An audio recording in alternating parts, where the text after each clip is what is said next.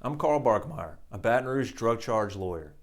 If you or someone you know has been arrested for drug possession, possession with intent to distribute, trafficking, or distribution, then you've come to the right place. For over 14 years, I have defended hundreds of clients with various drug charges in Louisiana. I've become so familiar with this area of law that I wrote the book on how to defend drug charges in Louisiana. The drug laws in Louisiana get harsher every year. These charges require serious care and skill, of which I provide to my clients.